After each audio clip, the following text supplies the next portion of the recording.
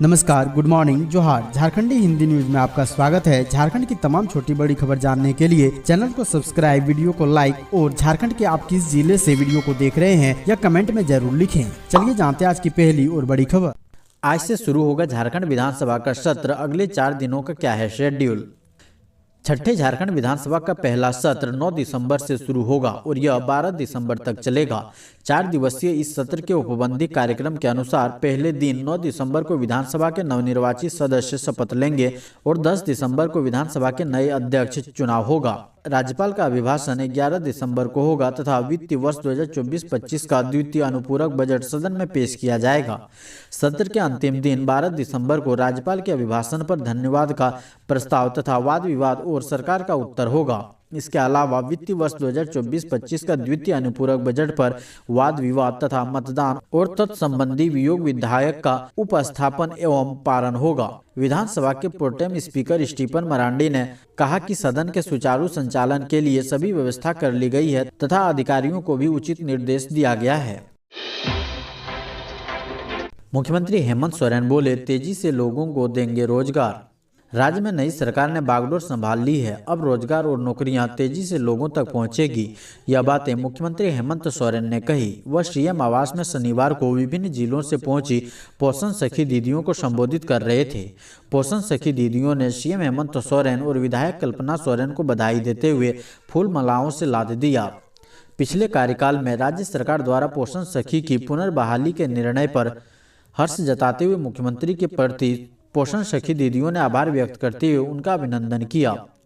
CM ने पोषण सखी दीदियों को संबोधित करते हुए कहा कि हमारी सरकार आपके हक व अधिकार को पूरा करने के लिए प्रयासरत है। आप सभी पोषण सखी दीदी ने झारखंड की आंख, नाक और कान बनकर साथ दिया है। सरकारी योजनाओं में आप लोगों ने बड़ी जिम्मेदारी निभाई है। आप लोगों के सहयोग के बगैर सुदूर ग्रामीण क्षेत्रों से हमारी बातें शायद नहीं पहुँच पाती।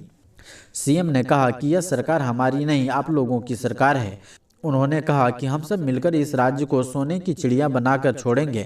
मेरी पूरी इच्छा है कि हर चेहरे पर मुस्कान हो।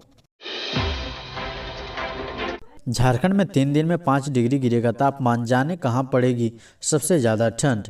बंगाल की खाड़ी में बने पश्चिमी विक्षोभ की वजह से बना साइक्लोनिक सर्कुलेशन पाकिस्तान और राजस्थान में सक्रिय है। इसका असर झारखंड में भी देखने को मिल रहा है। झारखंड के कई जिलों का न्यूनतम तापमान 10 डिग्री से नीचे चला गया है। अगले 3 दिन में पारा में 5 डिग्री तक की गिरावट होने की संभावना है। मौसम विभाग ने यह जानकारी दी है। मौसम विभाग ने 9 दिसंबर के लिए येलो अलर्ट जारी किया है। मौसम की चेतावनी में आईएमडी के मौसम केंद्र रांची ने कहा है कि राज्य के उत्तरी हिस्से में 11 जिलों गढ़वा, पलामू, चतरा, हजारीबाग, कोडरमा, गिरिडीह, देवघर, दुमका, गोड्डा, साहिबगंज और पाकुड़ में कहीं कहीं घना कोहरा छाया रहेगा। राजधानी रांची में 9 दिसंबर को आंशिक रूप से बादल छाए रहेंगे। हल्के से मध्यम दर्जे की वर्षा हो सकती है। उच्चतम तापमान 24 डिग्री और न्यूनतम तापमान 13 डिग्री रहने का अनुमान है। बिजनेस करना हुआ आसान। 25 लाख रुपए तक लोन लेने पर सरकार दे रही 40% सब्सिडी।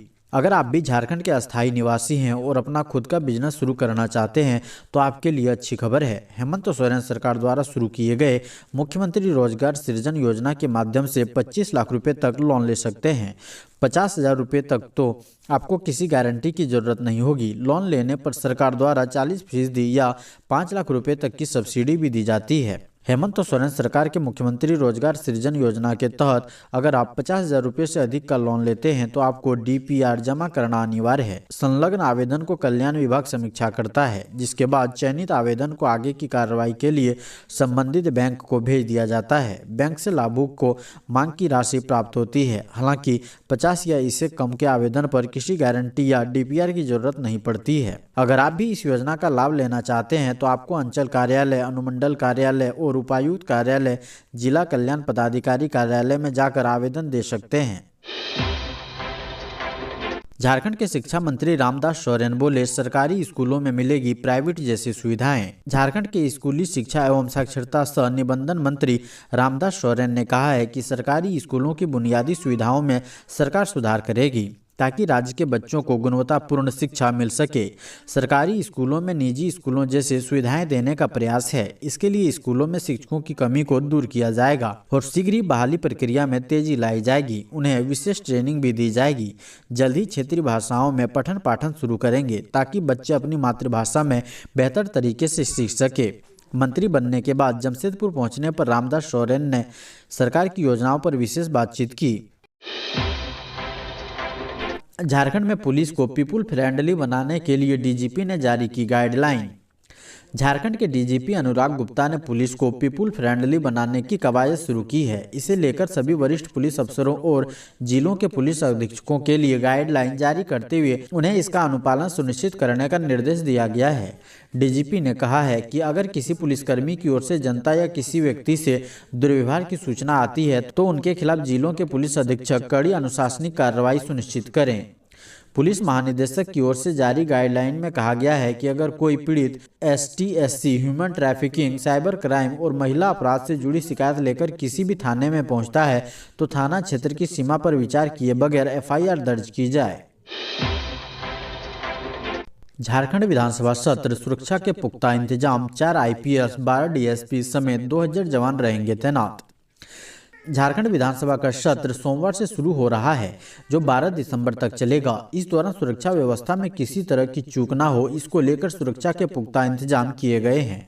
सुरक्षा व्यवस्था में 4 IPS, 12 से अधिक DSP रैंक के अधिकारी समेत 2000 अतिरिक्त पुलिस जवान तैनाती रहेंगे। ट्रैफिक व्यवस्था को दुरुस्त करने के लिए हर ट्रैफिक पोस्ट पर भी अतिरिक्त जवानों की तैनाती की जाएगी ताकि आवागमन में लोगों को परेशानी का सामना न करना पड़े। बता दें कि सत्र को लेकर विधानसभा परिसर की 200 मीटर के दायरे में निषेधाज्ञा धारा 163 लागू कर दी गई है। डॉक्टर इरफान अंसारी पहुंचे अपने पैतृक आवास। स्थानीय कार्यकर्ताओं ने किया जोरदार स्वागत। बीते देर रात जामताड़ा विधायक और राज्य के स्वास्थ्य, खाद्य आपूर्ति और आपदा प्रबंधन विभाग के मंत्री डॉक्टर इरफान अंसारी मधुपुर स्थित अपने पैतृक आवास पहुंचे। उनके आगमन पर स्थानीय कार्यकर्ताओं ने पटाखे फोड़कर उनका जोरदार स्वागत किया। इस अवसर पर उनके परिवार के सदस्यों ने उन्हें माला पहनाकर और पुष्प वर्षा के साथ अभिनंदन किया। खुशी के इस मौके पर डॉक्टर इरफान अंसारी ने केक काटकर सबको केक खिलाया और मुंह मीठा कराया। मंत्री डॉक्टर इरफान अंसारी ने कहा कि राहुल गांधी और मुख्यमंत्री हेमंत सोरेन ने जो उन पर विश्वास जताया है वह इस विश्वास पर खरा उतरने के लिए पूरी मेहनत करेंगे। साथ ही उन्होंने स्वास्थ्य विभाग की बड़ी जिम्मेदारी को निभाने का संकल्प लिया और पूरे विभाग का कायाकल्प करने का वादा किया। अब ओडिशा से सीखेगा झारखंड, खनन से कैसे बढ़ाया जाए राजस्व। झारखंड के वित्त मंत्री राधा कृष्ण किशोर ने ओडिशा में खनन क्षेत्र से प्रभावी राजस्व सृजन रणनीति को सीखने के उद्देश्य से एक प्रतिनिधि मंडल के दौरे की घोषणा की। झारखंड में भारत के खनिज भंडार का 40% हिस्सा है। वर्तमान में यह इस क्षेत्र से सालाना लगभग 11,000 से 12,000 करोड़ रुपए कमाता है। यह आंकड़ा ओडिशा के प्रभावशाली 40,000 करोड़ रुपए के राजस्व की तुलना में बहुत कम है। किशोर ने खनन में केंद्रित प्रयासों के माध्यम से झारखंड में महत्वपूर्ण राजस्व वृद्धि की संभावना पर जोर दिया। किशोर ने खनन के माध्यम से राज्य के वित्तीय स्वास्थ्य को बढ़ावा देने के लिए अपने दृष्टिकोण को स्पष्ट करते हुए कहा कि हमें राज्य के राजस्व को बढ़ाने के तरीके तलाशने की जरूरत है। अगर हम खनन क्षेत्र में थोड़ा प्रयास करेंगे तो इसे बढ़ा सकते हैं। झारखंड में नक्सलियों के सफाई के लिए चलेगा निर्णायक ऑपरेशन। केंद्रीय गृह मंत्रालय के निर्देश पर झारखंड में नक्सलियों और अतिवादी संगठन के सफाई की रणनीति तैयार की गई है। राज्य के डीजीपी अनुराग गुप्ता ने रविवार को नई रणनीति को लेकर वरिष्ठ पुलिस अधिकारियों के साथ पश्चिमी सिंहभूम जिले के मुख्यालय चाईबासा में बैठक की। बैठक के बाद डीजीपी ने मीडिया से बातचीत करते हुए कहा कि पूरे देश से नक्सलियों का सफाया हो रहा है। ग्रामीण भी अब जागरूक हो गए हैं और नक्सलियों के खिलाफ लड़ाई में पुलिस की मदद कर रहे हैं। बैठक में पुलिस अफसरों को निर्देश दिया गया है कि नक्सलियों के साथ साथ उन्हें लॉजिस्टिक सपोर्ट प्रदान करने वालों को चिन्हित कर उनके खिलाफ कार्रवाई करें। राज्य में कुल 65 नक्सलियों और उग्रवादियों की पहचान कर उनके खिलाफ नए सिरे से इनाम की घोषणा की गई है। बताया गया कि राज्य के 24 जिले में से अब 5 जिले ही ऐसे हैं जहां नक्सली सक्रिय हैं। एक्शन में डॉक्टर इरफान निजी हॉस्पिटल को मरीज की मौत के बाद बिना बिल भुगतान के सौंपना होगा शव। स्वास्थ्य मंत्री बनते ही डॉक्टर इरफान अंसारी एक्शन में आ गए हैं। रविवार को उन्होंने धनबाद में ऐलान किया कि अगर निजी हॉस्पिटल में इलाज के दौरान अगर किसी मरीज की मौत हो जाती है तो बिना बिल चुकाए शव उनके परिजनों को सौंपना होगा। अगर निजी हॉस्पिटल के संचालक ऐसा नहीं करते हैं तो उनके खिलाफ कड़ी कार्रवाई की जाएगी। इसके लिए विभाग की ओर से हर जिले के डीसी और एसपी को पत्र भी भेजा जाएगा। कहा कि निजी हॉस्पिटल स्वास्थ्य के साथ व्यवसाय करने लगे हैं, इस पर हर हाल में रोक लगाई जाएगी। उन्होंने कहा कि फर्जी डॉक्टरों पर भी कार्रवाई की जाएगी। सरकारी हॉस्पिटल को दिल्ली से भी बेहतर बनाया जाएगा। पूर्व विधायक भानु प्रताप शाही ने स्वास्थ्य मंत्री डॉक्टर इरफान अंसारी की डिग्री पर सवाल उठाए हैं। उन्होंने कहा कि अब डॉक्टर इरफान अंसारी को साबित करने का समय आ गया है कि वह असली डॉक्टर है या रसिया वाले फर्जी डॉक्टर, क्योंकि वे अपने नाम के आगे डॉक्टर लगाते हैं, कहते भी हैं कि रसिया से MBBS किया है। ईश्वर ने उन्हें अपनी डिग्री की सत्यता प्रमाणित करने का अवसर दिया है। असम के सीएम हिमंत बिस्वा शर्मा पर ये क्या बोल गए झामुमो नेता सुप्रियो भट्टाचार्य। झारखंड विधानसभा चुनाव 2024 में भारतीय जनता पार्टी के लिए आक्रामक प्रचार करने वाले असम के मुख्यमंत्री हिमंत बिस्वा शर्मा को झारखंड मुक्ति मोर्चा के वरिष्ठ नेता ने पनौती कह दिया है। झामुमो के केंद्रीय महासचिव और मुख्य प्रवक्ता सुप्रियो भट्टाचार्य ने कहा कि हिमंत बिस्वा शर्मा को असम के मुख्यमंत्री का पद छोड़कर झारखंड में विपक्ष का नेता बन जाना चाहिए।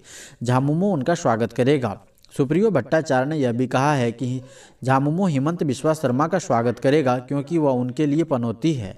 सुप्रियो भट्टाचार्य ने झारखंड की हेमंत सोरेन सरकार की उपलब्धियां गिनाई। साथ ही यह भी कहा कि राज्य के मंत्रियों को निर्देश दिया गया है कि वे जनता के बीच रहें और उनके हित में काम करें, अपने मंत्रालय के जरिए लोगों की सेवा करें। उन्होंने कहा कि झारखंड में इंडिया गठबंधन की जो सरकार बनी है वह जनहित में काम करेगी।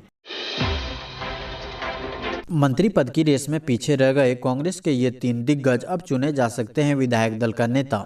झारखंड विधानसभा सत्र की शुरुआत से पहले झारखंड प्रदेश कांग्रेस को विधायक दल का नेता मिल जाएगा। विधायक दल की बैठक पहले ही हो चुकी है और इस पद के लिए केंद्र नेतृत्व को अधिकृत कर दिया गया है।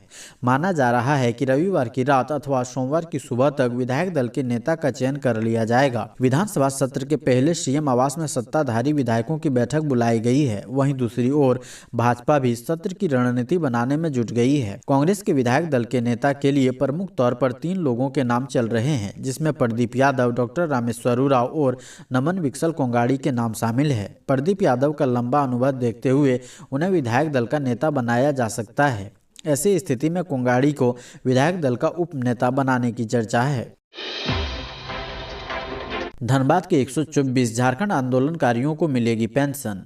धनबाद जिले के 124 नए लोगों को झारखंड आंदोलनकारी के रूप में सूचीबद्ध किया गया है। झारखंड आंदोलनकारी चिन्हितीकरण आयोग ने ऐसे लोगों की पहचान कर औपबंधिक सूची जारी की है।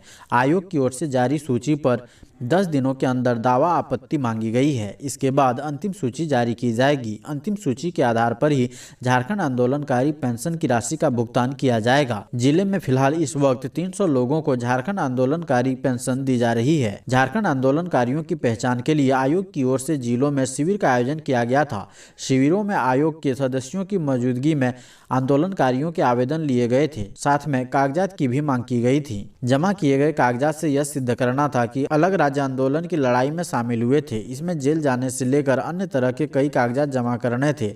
जमा कागजात तथा बयानों के आधार पर ही आयोग ने आंदोलनकारी के रूप में पहचान की है। झारखंड के पूर्व मंत्री आलमगीर आलम समेत 12 लोगों पर आरोप तय। टेंडर घोटाले से जुड़ा है मामला। ठेकों में कमीशन खोरी से प्राप्त 32.30 करोड़ रुपए नगद बरामदगी मामले में जेल में बंद पूर्व मंत्री आलमगीर आलम समेत 12 आरोपियों पर शनिवार को मनी लॉन्ड्रिंग का आरोप तय कर दिया गया है। इससे पूर्व पीएमएलए के विशेष न्यायाधीश पीके शर्मा की अदालत ने उपस्थित आरोपियों से उन पर लगे आरोपों के बारे में पूछा। आरोपियों ने मामले में खुद को निर्दोष बताते हुए ट्रायल फेस करने को कहा। इसके बाद कोर्ट ने उन पर आरोप तय कर दिया। बता दें कि ईडी ने 6 मई को छापेमारी के दौरान आलमगीर आलम के आपात सचिव संजीव लाल और उनके नौकर जहांगीर के ठिकाने से 32 करोड़ 30 लाख रुपए जब्त किए थे। इसके बाद उसे गिरफ्तार किया गया था। अदालत ने इस मामले में ईडी को साक्ष्य प्रस्तुत करने को कहा है। मामले में अगली सुनवाई 21 दिसंबर को होगी। डी पुरंदेश्वरी बोले, भाजपा का सदस्यता अभियान नहीं, संगठन पर्व है। झारखंड में 22 से शुरू होगा सदस्यता पर्व। विधानसभा चुनाव के कारण झारखंड में स्थगित पार्टी का सदस्यता संगठन महापर्व अब 22 दिसंबर से विधिवत प्रारंभ होगा। इसको लेकर रविवार को नगरी रांची स्थित स्वर्ण रेखा बैंक्वेट हॉल में प्रदेश अध्यक्ष बाबूलाल मरांडी की अध्यक्षता में एक दिवसीय कार्यशाला का आयोजन किया गया।